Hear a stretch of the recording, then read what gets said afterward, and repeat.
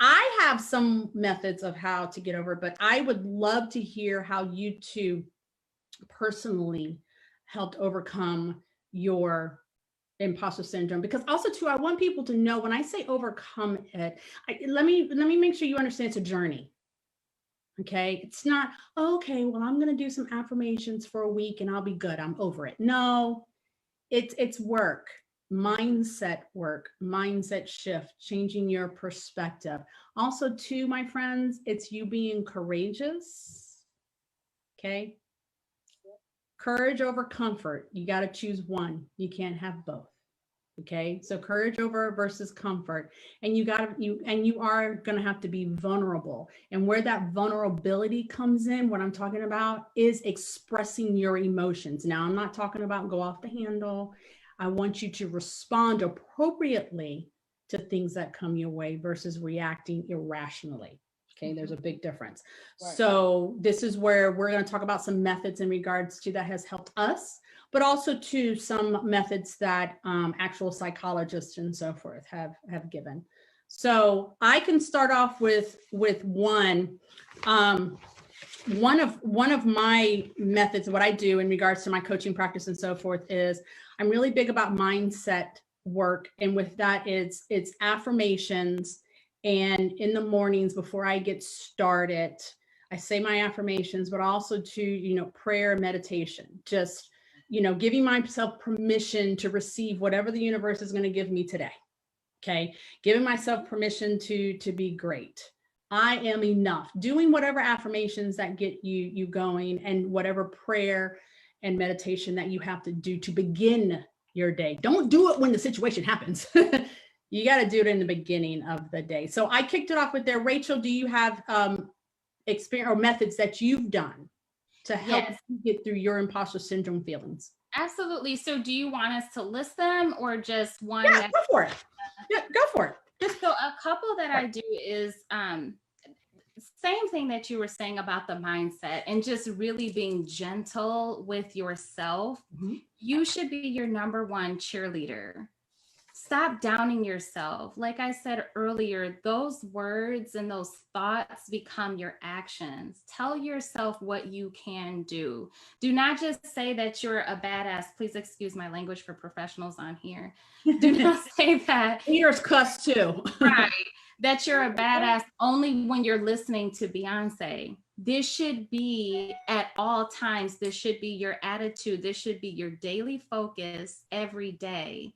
I am bad. I am great at everything that I do.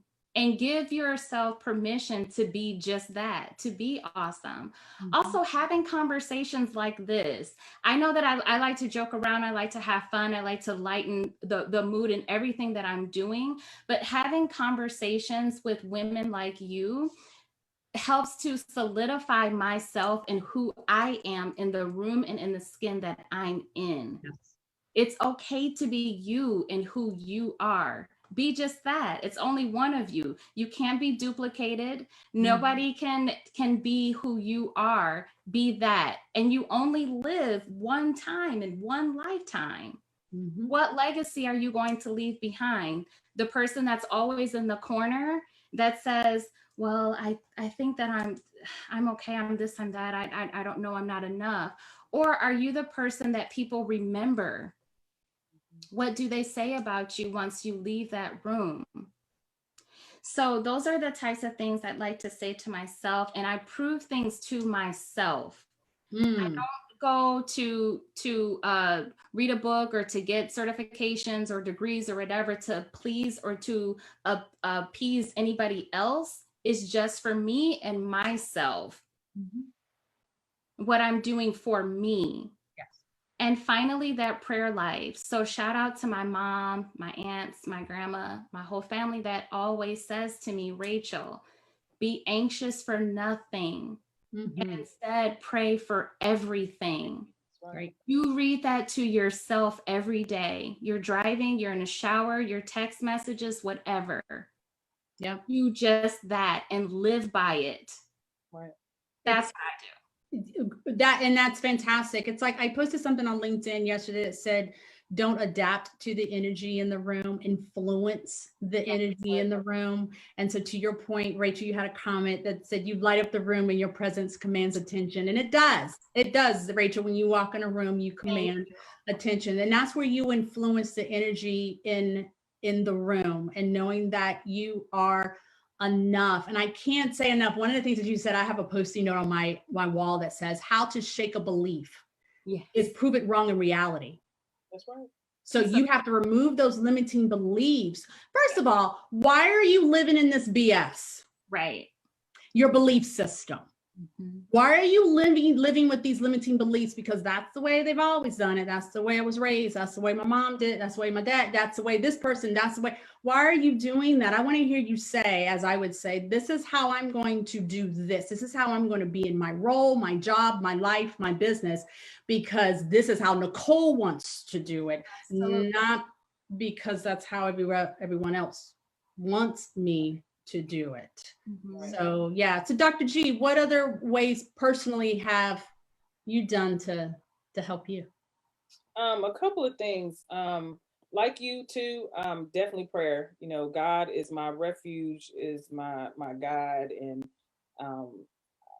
yes, I love Jesus, God, yes. Everybody. Yep, I sure do. Yes. And shout out to Ebenezer United Church of Christ and Rehab Christian Center, because I am faithful in getting that nourishment for my soul and my spirit, because I need it. The other thing that I do, and I actually do this with my clients, and so I do boot camps, writing boot camps from time to time. And I start off and I have a envelope, right? And I have them to give them a blank card and an envelope, and I ask them to write a note to themselves, like how do they feel right now in this moment about where they are, their level of readiness, right? And so then I take the envelopes and their notes, right? I take that and tell them don't seal it, and I put one of these in there, right? So this is just a little card, right? And they're different cards, and it's something you can get off of Amazon. And I actually keep this on my desk. Yes. If any of my sorority sisters or my good girlfriends, they know I am the queen of sending cards. I still do send handwritten notes and cards. And I will slip one of these in, because, you know, there are going to be times where somebody's going to try you. Something will trigger you. It will take you back to something, because we're human, right? We're vulnerable human beings. And as tough as we try to be, and as stern and stable as we try to be, right?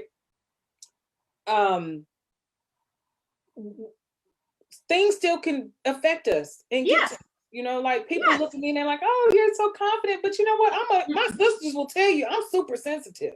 Right. I am extremely sensitive, right? So these are some of the reminders that I have. And I literally just at random, I'll pick one out. And it just so happened that I said, let me find this one, because Nicole just talked about courage, right? Yes. And so, you know, little things like that, those are in addition to affirmations, right? So I'll say the affirmation, but these are things that I might just have scattered on my desk, right? I just might at random put three down on my desk, so that throughout the day, regardless of what happens in the Zoom meetings or what happens on a call or report, what have you, anytime I can look down and I can get something to help me get back to myself. So that's the first thing.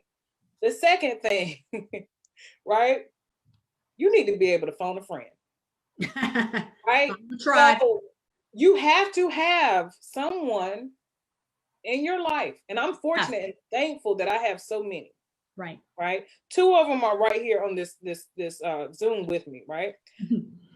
I know that if there was ever a time that something happened and it just took me to this space, and I don't want to stay in that space, and I don't have these little cards, and I have prayed, and I have, you know, my prayer beads, right?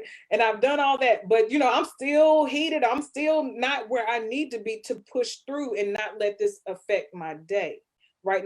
Not let this affect my week in a negative way. I need to be able to phone a friend. I need to be able to text somebody. I need to be able to say, hey girl, look, I need 30 seconds. Look, get me back to reality. Help me out, because I'm in a space right now that I don't want to stay in. And I know it's not healthy for me to stay in. And I love you. And I know that you love me enough, right? That you're going to help me get out of this space so I can go back to my business. Right. Right. So Minding I can your go business. back and do the work. I can go back and do God's work. Right. Right. Okay. So you have to have somebody where you can phone a friend. The next thing, regularly review your receipts. Hear me out. If you're not tell me updating more. and reviewing Tell me your more. resume or your CV monthly, I need you to start. Mm-hmm. I need you to start, because this is something that, I was going through the motions and I was doing all of this stuff. And some of y'all that's on this call, on the live, you'll be like, yeah, Dr. Austin, she do a whole lot. She's done this, she's done that. Yes. I didn't realize Mhm. all that I was doing when I was in the motion of it. Mhm. And so when I would hear this outside external talk, Mhm. right, and have this self-doubt, I was forgetting that no, I have receipts. Yes. Like, check my receipts, boo. I've done X, Y, and Z. I have this experience. Yes. I'm able and I'm competent to do this. Yes. And I know that I am. Like Nicole said, no, your receipts will help you to say, you know what, I'm 150% sure.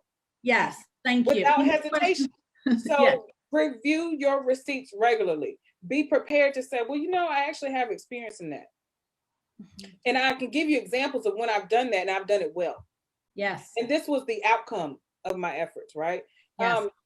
The two more things, I'm gonna be quiet because I'm feeling it, Nicole. I'm feeling it. Right. Go ahead, girl. Let it flow. Let it flow. Let it flow. Yes. It's about to flow out. It's about to flow out. The other thing, for the first time, I would say maybe a few months ago, I actually spoke up and volunteered for extra work.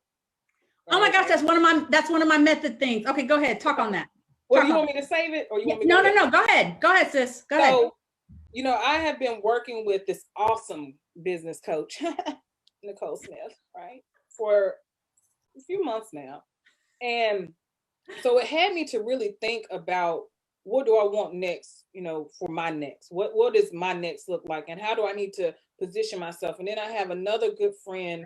I'm not going to say her name because I don't want to bring attention to her. She's a mentor, someone I really is inspirational to me.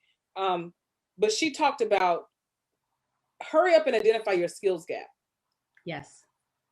And you might be good at this, but this is your skills gap before you get to your next. So what do you need to do in between time, in the meantime, right? And address this skills gap. And so I said, well, I don't know what got into me. I was in this meeting and I was like, you know what? They were like, well, do we want anybody want to volunteer? And I said, yep, I do, because I have goals and aspirations. And I feel like this particular experience will help me get in, help me to develop and close my skills gap that I have, so that I can get to my next. And I said that in a meeting, and I was like, you looked around. Did I just have an out of body experience? Like, did I just say that? Yes. Because when I let imposter syndrome take over and set in, I would have never said that. Yes. Right. I would have never had the courage to say that. Mm-hmm. And right, and step out of my comfort zone. Right. I would have never done that. So, because the worst thing they could have said is no, or the worst thing that could have happened is somebody else was voted to do the work or whatever, if you play into, implement Robert's rules of order. But I mean, I was so proud of myself. And I think about how that one moment potentially could have set a whole new direction for my next. Right. Yeah. Whatever that is. And then the last thing, Nicole, and then I'm gonna be quiet. The one thing, and it took me a very long time to get to this space, y'all. A very, very journey. Long time. It's a journey. The one thing that I tell myself daily is that no one else validates me. That's right. Yes, I have metrics that I have to meet as far as performance, but that doesn't validate me as a person. That doesn't validate me as a Black woman. Yes. Right? That doesn't validate Jelena Drew Austin. Right. And I have to remind myself, because like I said, there are people, and you mentioned this, we have constant signals, constant things that are coming to us every day, whether it's through imagery in the media, social media, conversations, with your colleagues, your friends, your family, your neighbors, whoever, and even people who don't even know you. right? People who just have this assumption about you. They, you know, they want to put their 2 cents in. And I had to get to the place where I was like, you know what? People talk about you before you're born. They talk about you while you're living. They're going to talk about you after you pass away. So you know what? No one validates me. I know who I serve. I know who I belong to, right? And so as long as I'm doing what I feel is that purpose for my life, it's just noise. It's just noise. It's just noise. And so those all wonderful. I mean, I'm sitting here going, oh my gosh, friends, if you didn't gain a nugget from both of them, yeah, you must have had your like ears closed. But I want to share, I had a couple of notes from, you know, my friends that are in the workplace. Just, okay, what are some methods that you can actually apply tomorrow? Like you can, all this you can, you know, affirmations and prayer. Yes, you can start some of that tomorrow. Phone a friend tonight if you need to. Okay, you can do that. But also too, you know, this is where I'm saying, I heard someone last week say, if we want the role or the seat at the table, we need to go for it, because we continually have this belief or that imposter syndrome, that voice that says, no, who do you think you are? Why do you think you can do that? Do know, my females, my sisters, that men are 60% ready to do whatever that next role is. The other 40%, they're learning it. It's like building a plane as it goes up in the air. Women, what we do is we wait to be 101% ready for that next role, because we're talking to ourselves. We have to be perfect to do that next role. So here it is, my sis, my female friends, my friends here, okay, be about 75% ready for that next role. The other percentage is just opportunities for you to grow, okay? You have opportunity to learn whatever else is needed in that role. Do you think everybody that goes into a new role or a new project or even start a new business, they know 100% of everything? This is what we were talking about before, being ready to execute. You're going to have to execute. You're going to have to go. So when you're sitting at work, you have a great idea. Speak up, give that great idea, okay? Because you're going to kick yourself later for not having that idea, because someone else, another colleague, is going to say it. Okay, so you need to speak up, be brave. Okay, hold on, I pulled out my little cards. We need to be brave, okay, and you need to speak up. All they can tell you is no, right? And then if you're even braver, say, well, explain to me why not. See, I'm that girl. Okay. Another, I have some notes here because I wanted to make sure I didn't miss anything. You know, we tend to underestimate our abilities because we think our skills are not a big deal. Like Dr. G said, get your receipts, look at your resume, look at what you accomplished. Have a brag sheet. Have a brag sheet. Write down everything you've accomplished, numbers and all, my friends, numbers and all. Because you can also go to that brag sheet and your receipt and review it once a month. Dr. G, you said once a month? At least once a month. But if review you're on your game, you update it twice a month, okay? Yes. And so make sure you do that. So volunteer for assignments, as Dr. G has said, outside of the team. If your team is not giving you love, if there's other opportunities for you to find that fulfillment and find your purpose, it could be community service, it could be within an organization and you're doing another project for another team if you have that opportunity. So make sure you find something to fill your heart and let you know that you are using the talent and skill set that you have, that you are doing good, you're doing greatness. Don't fly under the radar. And what I'm going to say is don't let your office environment erode your confidence. Okay. I want you to be bold. Rachel, you said this, and comfortable in your own skin. Okay. Don't let people take your ideas. Yeah. All right. This is where you have to speak up and own your ideas and be comfortable in your own skin. And like I said, you want to influence that energy in the room. So your self-worth also too comes from learning about your history. So don't only look at your receipts, look at the freaking receipts of our culture, especially as Black women. Hello, my VP looks like me. Right. Okay. My VP, yes, looks like me and I'm speaking. Exactly. Okay. So look at our history. Look at all that we have accomplished, especially my Black sisters. Look at what we have accomplished. Okay. We have done some dynamic things. Okay. We've carried democracy on our backs. All right. So continue to use your talents and skill set. And knowing who you are allows you to stand against those who try to tell you what you are not. I coach on self-awareness. I need you to understand who you are and the badass that you are and what you bring to the table. That voice is going to talk.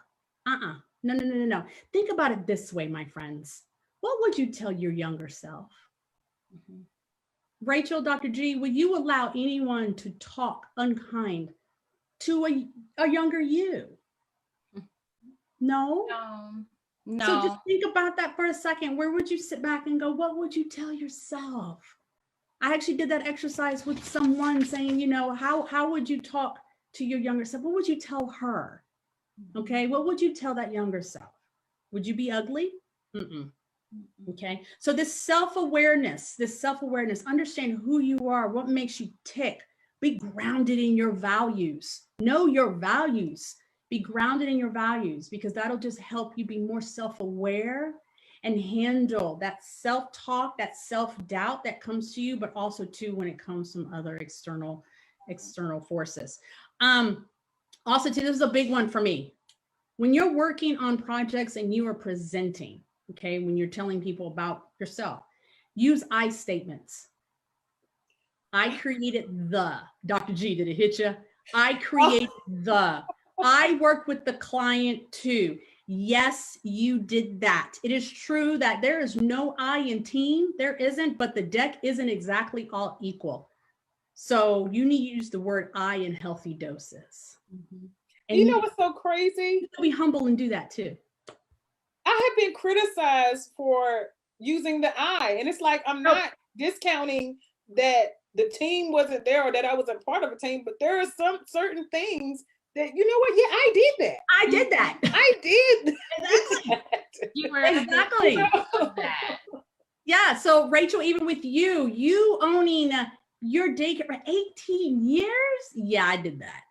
Yeah. That food truck that you and your husband and your family, I did that. Yeah, absolutely. In stilettos. Okay. And so I did that. So this is where confidence takes courage. Okay. You can build up your kind. I hope tonight it helped build up people's confidence. We can't teach confidence, but we can help build confidence. So confidence takes courage. And so some of these tips may seem difficult. That's why I said it's a journey. It's a journey. All right. So I like to say, what if you didn't do anything? What if you didn't change anything? You just still sat with this imposter syndrome. Think about what the future would look like if you didn't do anything about it. Right. You didn't do anything about it, because look, you're trying to go to another job and you're going to blame that job, the old job. You're just taking it with you. You're just taking it with you. So courage is not the absence of fear, but the ability to go forward in spite of the fear. Right. All right. So, you know, I have a bunch of cards too. These are my affirmations. You can get these on Amazon. Rachel, you have yours? I have some, but yeah, I won't go into full detail. But I have so. One of my sorors purchased this for me and sent it to me. These are actually always okay. You always, and there's certain Bible verses.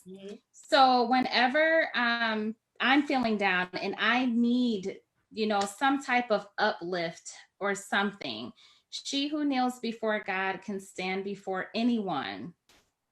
Romans 8:31.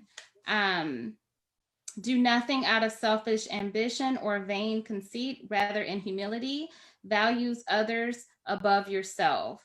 So that's Philippians 2:3. It's just certain things that I have to have around me with here and here. Right. And when they're Bible verses, that's when I know that it's real.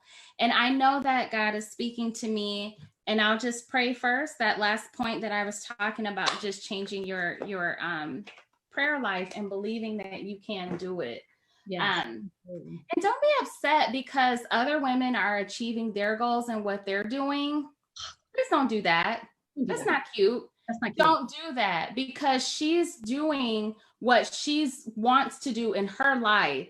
And that imposter syndrome is reaching her as well, but she knows how to suppress it by the points that Nicole and Dr. G and I have just discussed. She's doing those things. You need to do it too. So. All right. We're going to end on that note. Dr. G, Rachel, my sisters, I love you. I adore you. This has been an amazing journey doing this. So now we have to decide what we're going to talk about next.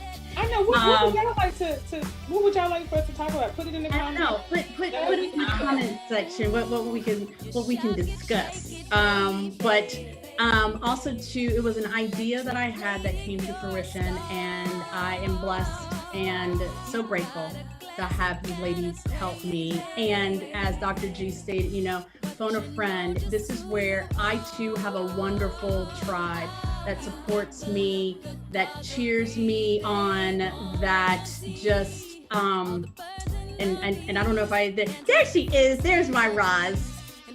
And it is real. Roz will tell me in a minute. Just do this. We're not doing that.